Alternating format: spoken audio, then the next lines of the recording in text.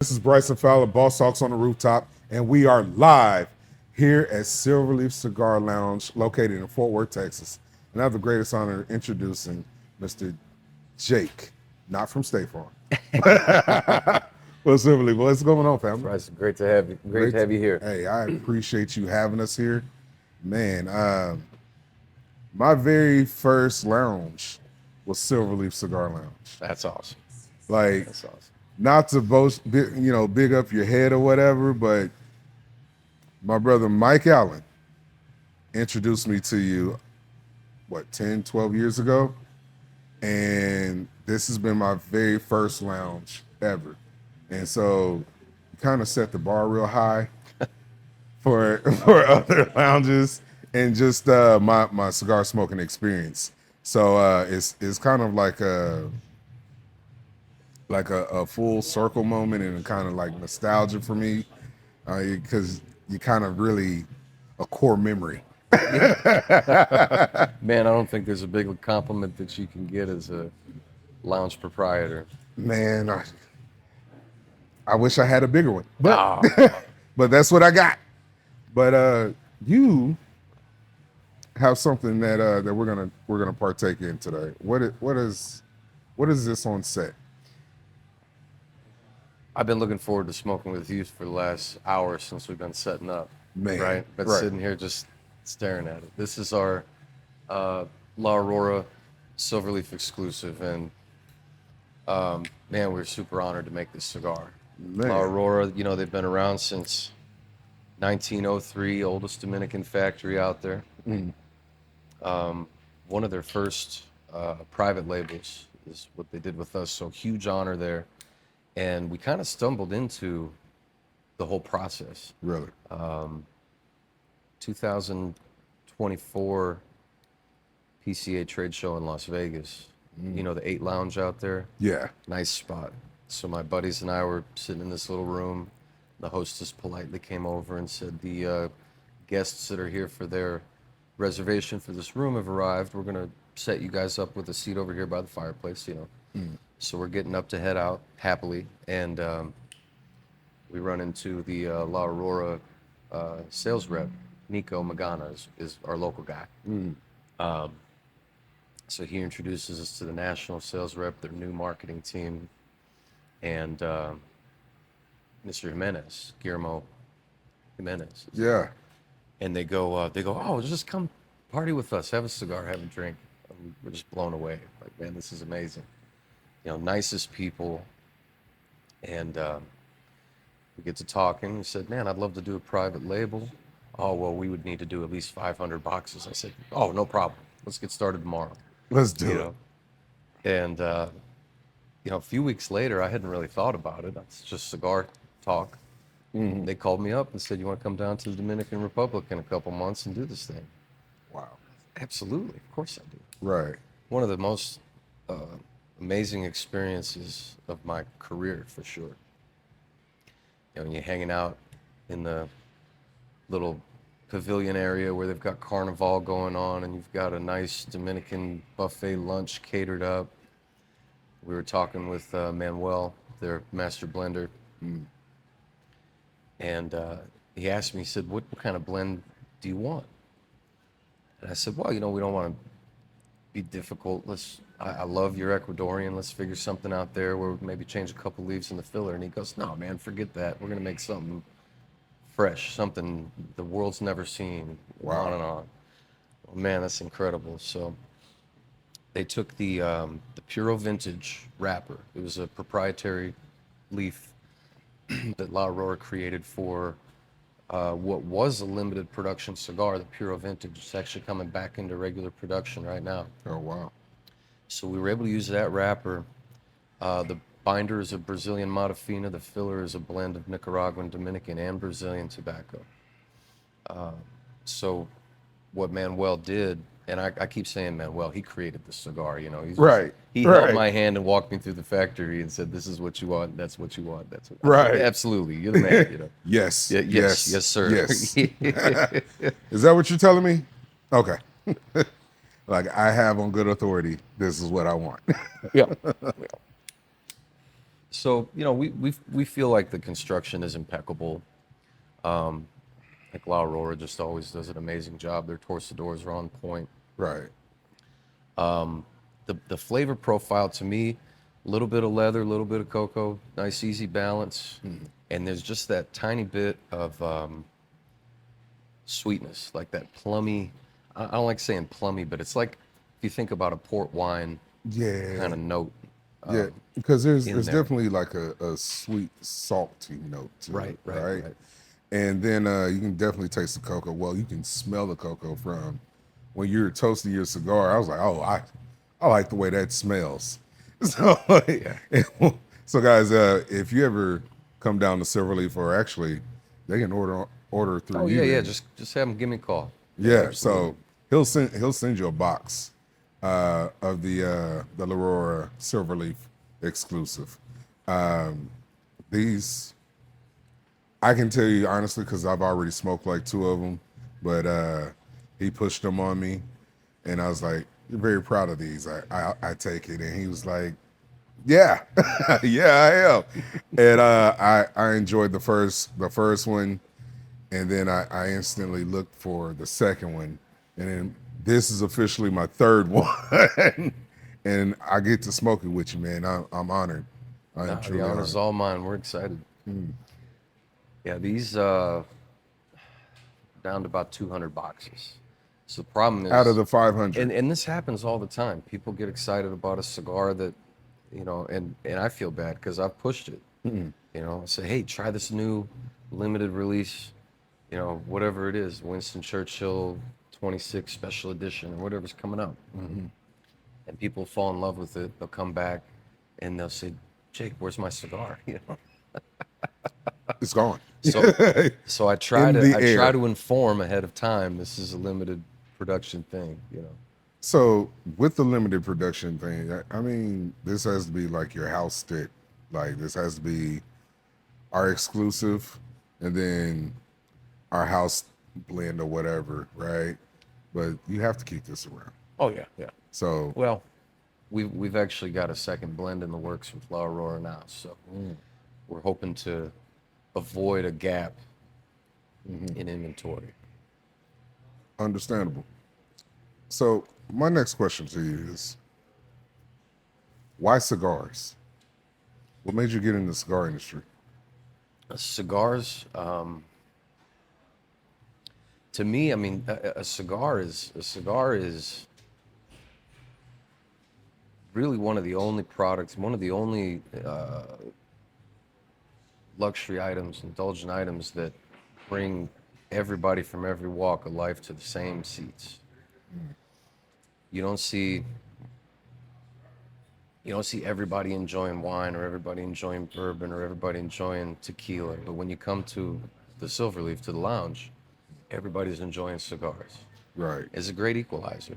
Right. And as far as why I'm in that industry, I mean, my passion is kind of hosting and connecting and creating an environment where you can comfortably come and socialize in a nice atmosphere, in a chill atmosphere or a party atmosphere, whatever happens to be going on that day. Right. We've got a cigar for every occasion. It's kind of the idea. Right. And see, the thing about it is like I can sense the hospitality, like how you're not more so like cigar centric, you're service centric. Like even with from your staff and to your GMs to you, like everyone's like, how can we help you? Can we relight your cigar? Is there anything we can do for you? Like, is that just something ingrained in you, or did you learn that? I mean, that's the key to any industry, in my opinion. Hospitality in Fort Worth, I think, is something kind of special because you do have that intent to go a little bit above and a little bit beyond your normal service situation. Everywhere you go in Fort Worth, I experience it. Yeah. And I don't know if it's the community or the people or the SOPs that we have as a business here, but it all comes together and it just kind of works out by itself. I can see that. As long as everybody's having a great time, that we're happy, you know? True, true. Because I mean, going back to like Fort Worth, because I always have a good time in Fort Worth. I've never not had a, even when I've had some sketchy times in Fort Worth, I've never had a bad time in Fort Worth. Yeah. So, well, you say like a lot of people they really do gravitate to going out of their way to make sure you're having a good time, and I do see that in the community, which leads me to my next league. Like, you're from Arizona, man. Funky Town, Fort Worth, Cowtown, however you want to say it, but how'd you end up in Fort Worth? You know, I actually, As opposed to Dallas, which is where I'm from. well, the whole reason I came out here was to get away from that crowd. I mean, not that there was a bad crowd, it was too much crowd for me. You know? Business and personal life for me, I have geographically and mentally separated pretty well. I live in Weatherford, and here I am in Fort Worth. Yeah. It's about as far east as I can stand to travel on a daily basis. So that's what Yeah. helped us. You know, picking Weatherford was easy. It's wide open, and Completely. and picking Fort Worth was easy because that's as far as I felt like I wanted to drive every day. Right. Okay. That makes No, sense. actually, so my father moved out here in 2005 and was working with the Sundance Square company. It's director of operations for them. Oh, wow. So this building and the plaza and everything like that, he was a big part of. Oh, nice. So it was really cool to watch this area grow and develop and have a little bit of a inside track to some information of what's to come and why and that Yeah. kind of thing. So I like how we can segue right into having those relationships, absolutely. because like you had a relationship with what was going on and happening within this part of the city, and was able to bring a atmosphere that a lot of people would dream to have. What was that like with you with cultivating those relationships when you first started?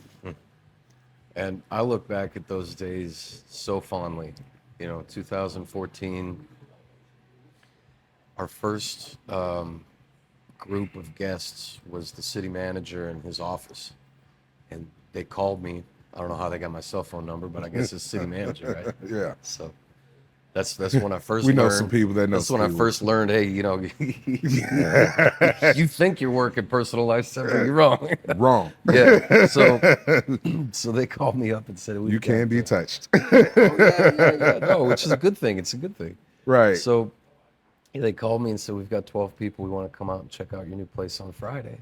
I said, well, sir, I don't have my certificate of occupancy yet, but we'll try to get it by then. Of course, 2 hours later, shows up certified mail.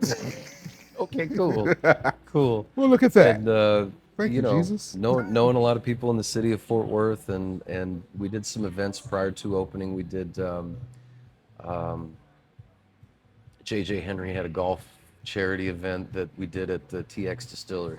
Wow. And Betsy Price is there, you know, currently at the time she was the mayor of Fort Worth. Yeah. And Yeah, so yeah. meeting all these people, you got sports celebrities, you got liquor vendors, manufacturers, you know, boutique manufacturer at the time, mind you. This was 2013 before TX was even, you know, Even- a big name. yeah, it was what they are always now. great whiskey, but you know, making those connections, it just happened right away and so organically without any effort. And I started realizing that the lounge was going to be that place where you could meet anybody. Right. You just never know. Right. You know, different worlds come together. Like I said, that's the whole reason cigars. That makes sense. Makes a lot of sense. Now, you do something special here, where to keep that organic meet and greet and actual camaraderie happens with other like-minded individuals. Speak on that. Yeah, so you know, we have a few different events that are intended to build those connections and give people an opportunity to meet new people and network, either in their industry or in an adjoining industry or whatever it is. One example would be the Evolving Texas group John Cornelson runs. That once a quarter or so they'll have an event here, and it's city planners and engineers, city administrative, finance people, construction people, development management, just all different walks that it takes to do, this one really cool thing that we call growth, right? Right. And they'll book it out a few weeks in advance when we set it up with name tags, and everybody's got a drink ticket and a cigar that comes with their entry and all that. And I've they never just been in mingle. one of those events. Oh, it's I'm a little unreal. I'll jealous get you about in. that. I'm I'll like, get hey, you- say, man. there is an email list. I mean, if I had more than 85 seats, we'd put it out. But Okay, look, see, just make sure my name is on the Absolutely, list going moving forward. forward, You know moving what I forward. mean? Just help your boy out, please. Of course. Please. So, going into the city events and all that, what is your biggest pet peeve? Being a cigar lounge owner. One, cigar lounge owner, and two, as a customer. My biggest pet peeve, as far as related to the cigar culture, man. I don't want to call specifically anybody out. You ain't gotta say names. But if you take your cigar and you take my cutter and you think that you need to, if you're a stickler and then you want to put your cigar in my cutter, right. at least let me know so I can get some hot soapy water and wash the shit. Right. Yo, I can't stand it. I'm like, hey man, you just bought that cutter, you know that, right? Like, Hey, Jesus. if you're gonna share a cigar with your buddy, not my business. Right. But don't share it with me without. Without me, without consent. Without consent, man. There's no means no, and don't do that. Yeah, right. All right, what's yours? I gotta know. Oh man, my biggest pet peeve is when I see a half stick laying in the ashtray. It's just done, and I'm like, you could have took that with you. You could have smoked it all the way down, or I don't know. It just grinds my gears when I see a half smoked stick. Like, come back to it, or I agree. in my cigar snob era, this is where I'm at. Like, appreciate the stick. It wasn't just horrible to you. Okay, man up. I've Finish got to say two things about that. Talk to me. All right. One, to your point, this is the work of 500 plus people, right? To get this cigar in your hand. Right. It's an artisanal product. Somebody spent a lot of time blending it, making sure it was perfect, aging it, 10 Correct. years, right? 10 years. I got kids younger than that. Right. And a lot of their effort went into making this cigar, and to not appreciate it is understandable if you're brand new to the industry or very rarely enjoy a cigar. But if you know what you're doing, try not to disrespect this product. Right. Right. The second thing I wanted to say about it, there's a cigar for every occasion. My humidor's not all 660s or Churchills. You don't have Right. to smoke for 2 hours. Right. If you want a shorter cigar or a shorter smoke time, Right. buy a shorter cigar. Right. Now, all that being Go said, petite, robusto. yeah, exactly. And the more important reason to me to enjoy your cigar at the appropriate size and time of smoke is that you won't enjoy that full blend of that cigar if you don't smoke it all the way down. Right. You get a smaller smoke, you're going to enjoy that full blend because the blenders developed it that way to give you that undulation or evolution of flavors, if you will, throughout the stick. All that being said, I'll be honest, if you buy a cigar from me, I really don't care what you do with it. People ask me all the time, Right. take this to go. Can I smoke it here? Can I smoke it? I don't care what you do with it. You It's bought yours. it. It's on. Enjoy it. It's your product. Right. If you but- want to smash it out, I'm not going to stop you. I'm not going to badmouth you. I'm just, Right. I am. yeah. get Well, to. that's good. You I, get to. I Yeah, get to, right? Because that's me being on this exactly. side over here. Yeah. And it's like, yo, because like what you said is like 500 hands touched it to create it to make it to where it's an enjoyable thing, and it's something that unifies the leaf. And so you said like for people that are occasional or it's their first time smoking. So there's people that smoke cigars, and then there's cigar smokers. That's why I got the shirt. I like it. I'm a cigar smoker. So when I see a half smoked stick, I'm like, look, man, if you don't know how to take it home with you, I'll show you. Cut the end of it, take a guillotine cutter, cut the end of it, and put it in the bag. My man here has humidor bags that he'll be more than happy to put it in, and you can take it home with you. Or put it in a Ziploc bag. We'll cut it for you.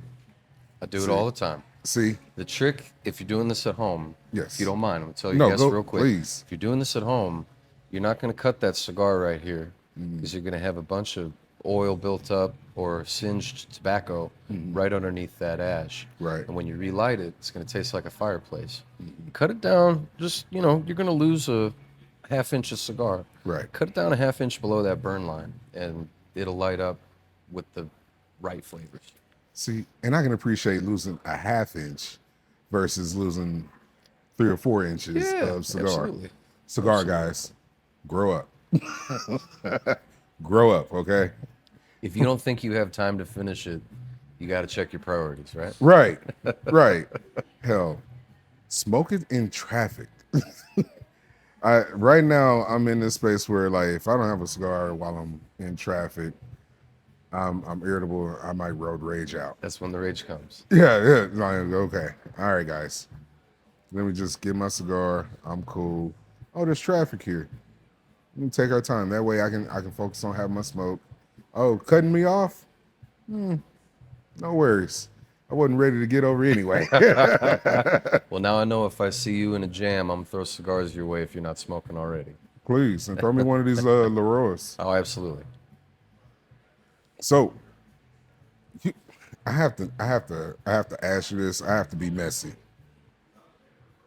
You are a Davidoff lounge. You have Davidoff. You have shelves and facings of Davidoff, and you went Aurora to do your exclusive sticks. How did that even come about? So nothing messy about the answer. It's easy. We've actually done a Davidoff. That was our first private label. Oh, wow. We've done a Zeno. We've done a McAuliffe. Just trying to get a little bit of variety in the mix. This is messy. Which one's your favorite? That's messy. I will say that this experience with La Aurora was the most unique,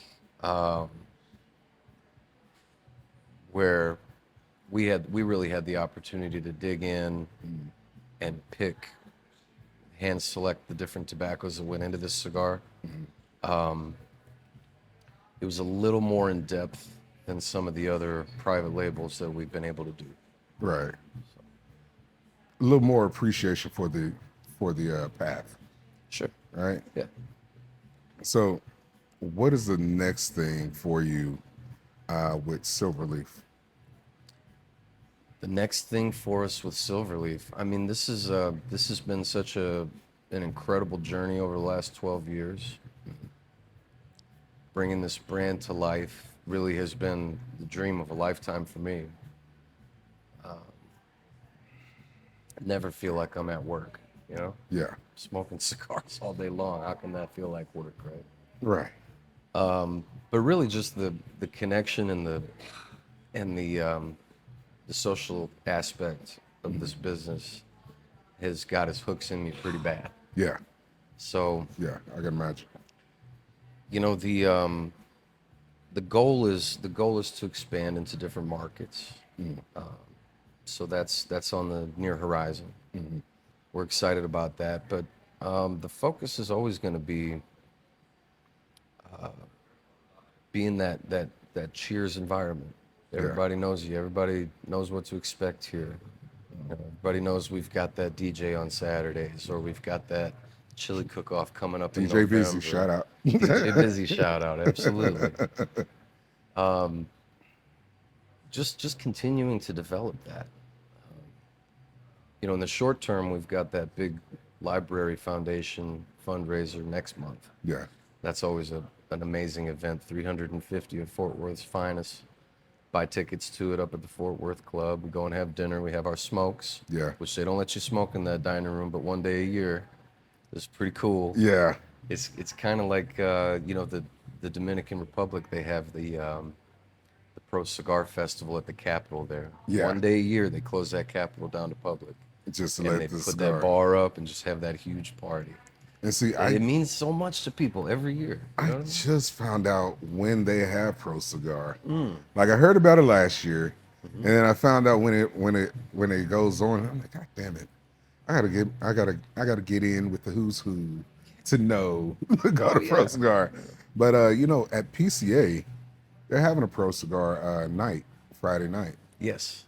So are I'm you looking registered? forward to that. I'm very much looking forward to it. I'll see you too, there. yeah. Absolutely. So what has your experiences been like when going to PCA?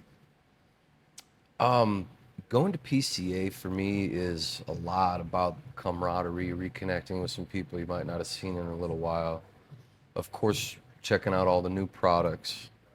And everybody kind of has different approaches when it comes to PCA. You see guys walking around with clipboards and calculators, and then guys like our shop, we try to get all the business done and then go and just socialize. Right.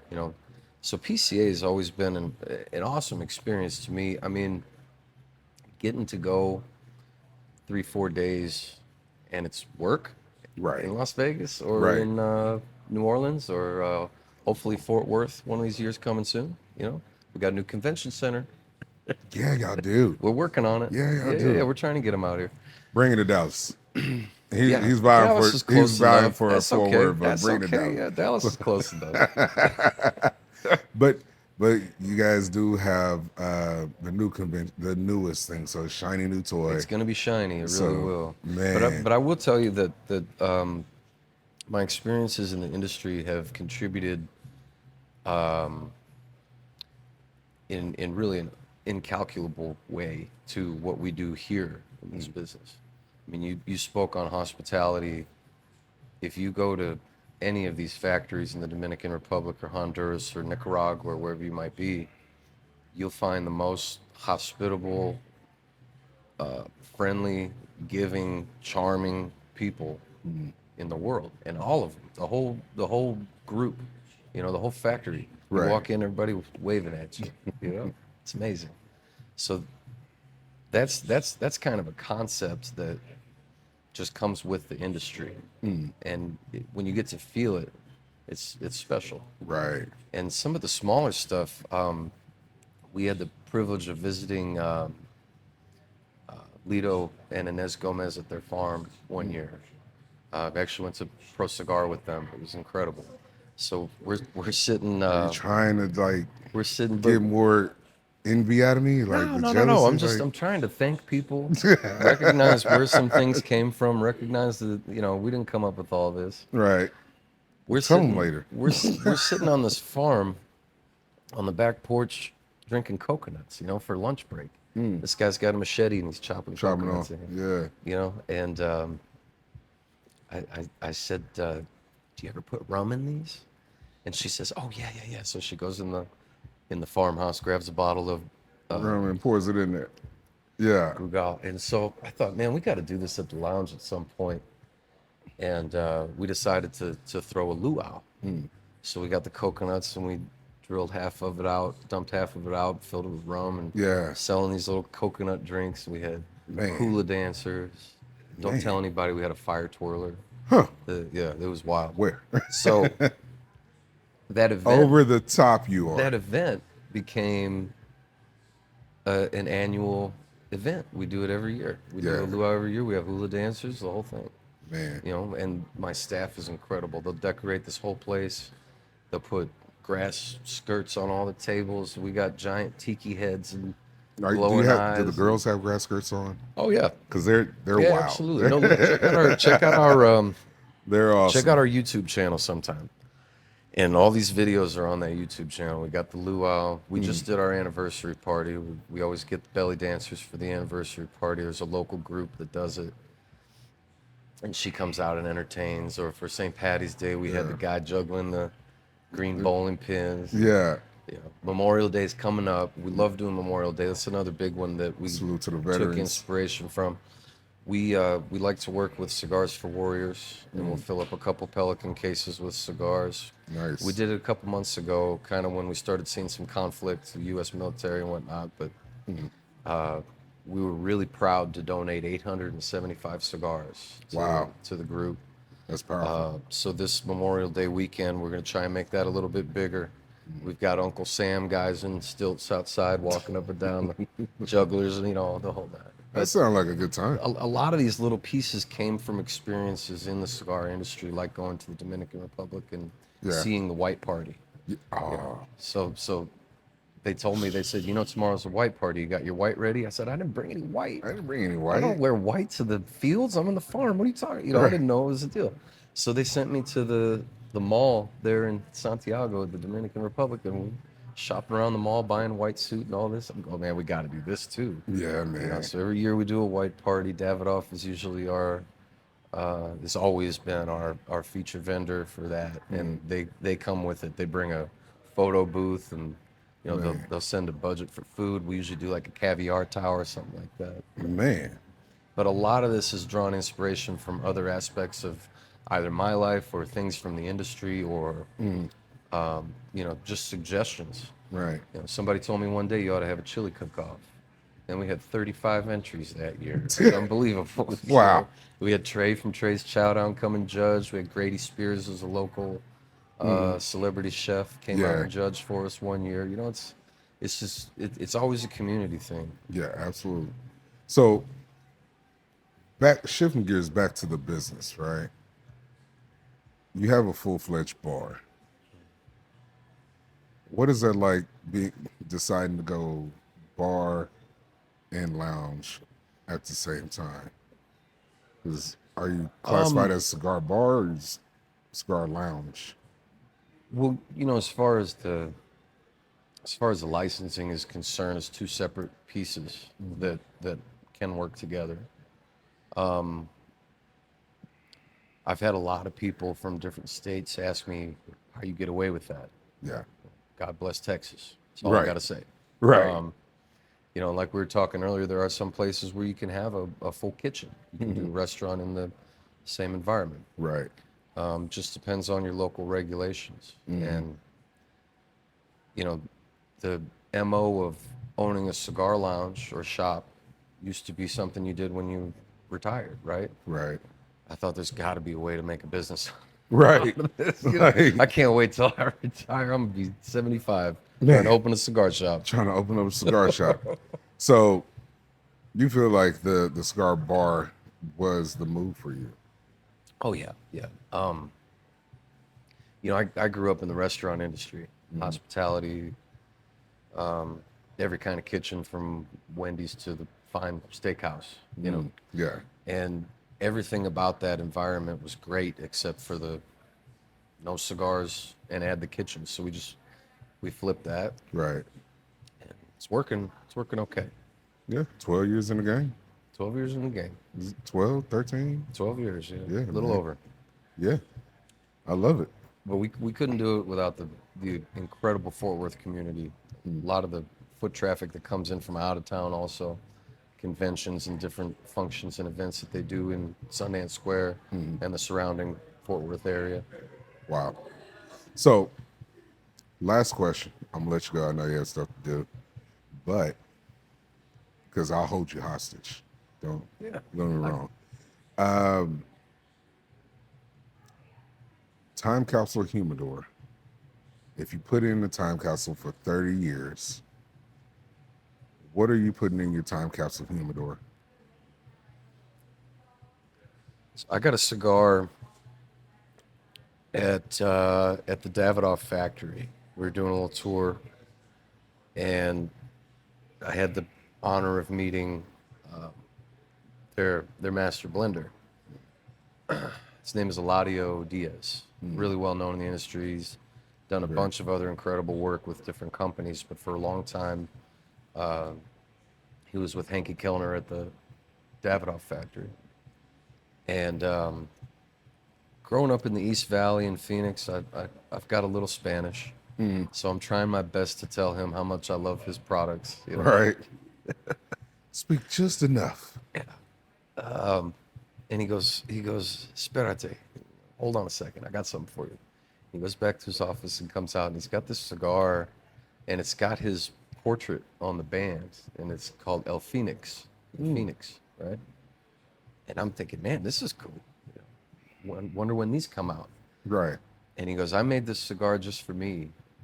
He had a medical incident that he pulled through, and was so thankful to pull through it that he kind of honored the moment with the splint.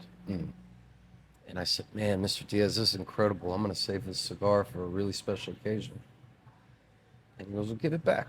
I said, hold on. Well, give it back. What? I said, what? And he goes, you know, you got to recognize how special today is. And he wasn't talking about that specific day being at the factory or you know, meeting him or anything like that. He just meant everybody's today. Right. He goes, your today is special. Right. Smoke it. I said, okay. So if I had to put anything in the time capsule, you're probably going to be disappointed in 30 years because you're going to have 10 great-looking bands. All gone. I mean, obviously, this goes in. We got the, you know, the Phoenix, the Davidoff.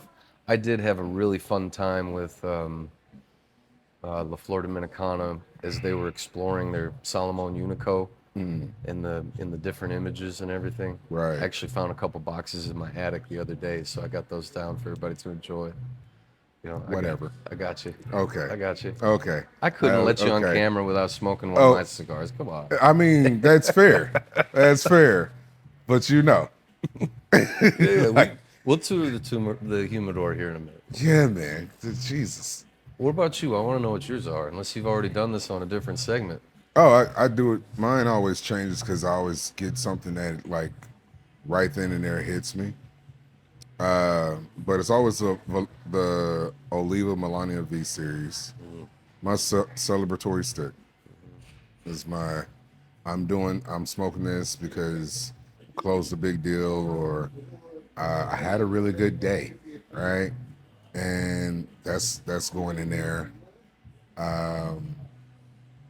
My Bill Machi Sumatra, this guy out of Canada, and makes Bill Machi cigars. It's just a blend that I feel like he made for me, but he really didn't. But that's what I tell people, right? And then, Jesus, there's so many.